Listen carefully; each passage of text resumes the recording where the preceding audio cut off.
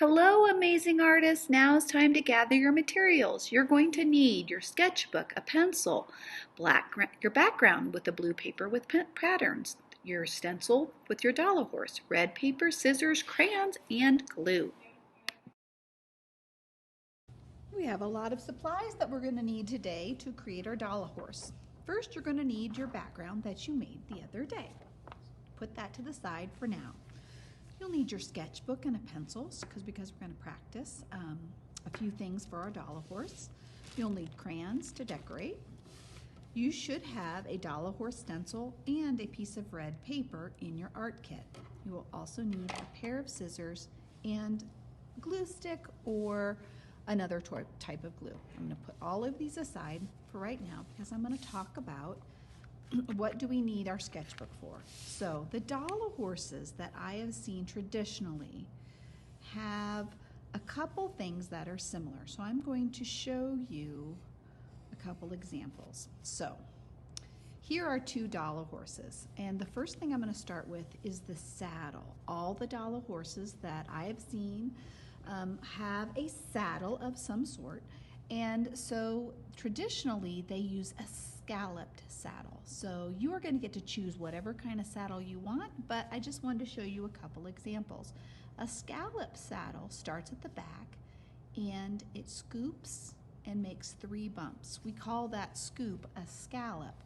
Now we are going to do 3 layers of this. So this one will be one color, this scallop will be another color, and our third scallop will be our third color. We're going to keep those same 3 colors throughout our pattern. Now underneath the saddle you have a girth strap that uses the saddle to kind of stay on the back of the horse. So it tends to be a straight line, a straight strap, and pretty thick. But we like to decorate in folk art, so I'm going to use the scalloped edge and do it 3 times. 1, 2, 3. And I'm going to use the same colors I used here. The last thing is a breast collar, and that also helps with the saddle to the front. So I'm going to just do 2 lines, and then I'm going to decorate with scallops. I'll do 3 layers of scallops.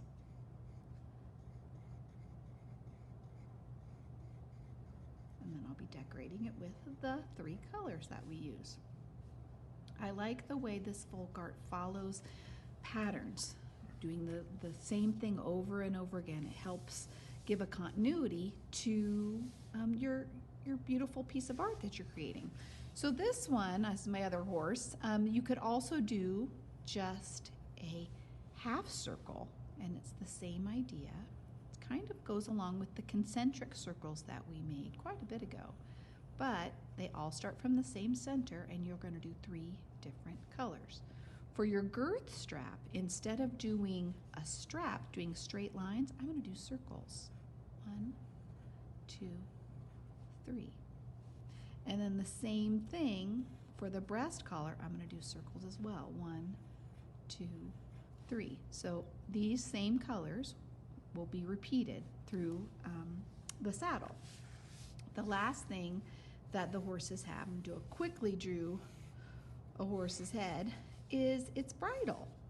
So all of these Dala horses have a nose strap, and then they have a strap that goes behind the ear. So a nose strap and behind the ear. But we're going to follow the same idea. You can do a scalloped line for your straps.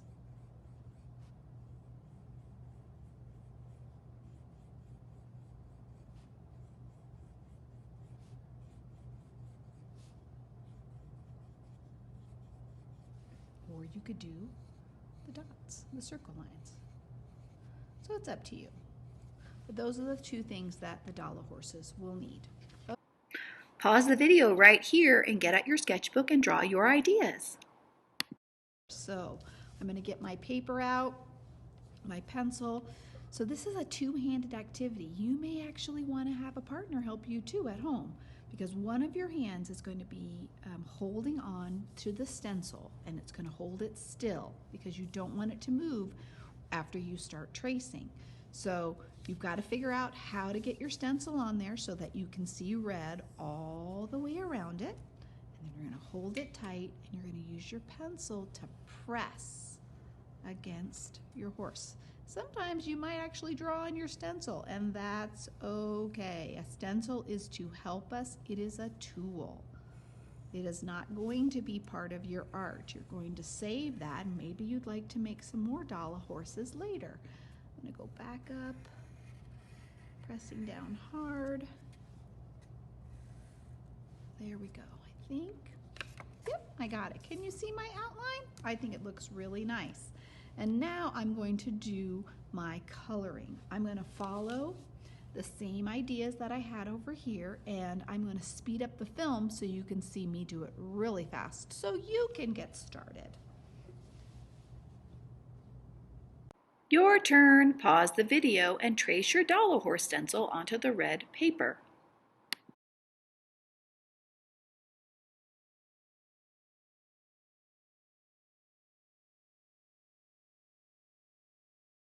Your turn. Pause the video and color your saddle and bridle. All right, so now I've created my Dala horse and it's time to cut it out. I'm going to use my scissors, my cutting hand, and my helping hand, and we're going to work together.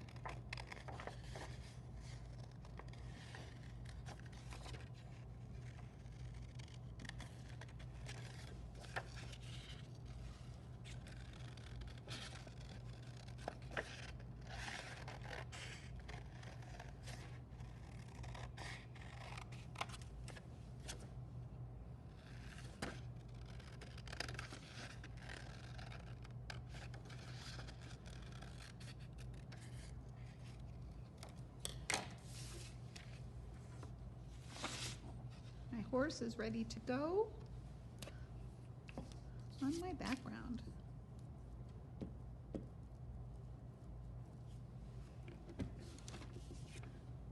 it on, and I'm going to flip it upside down to massage.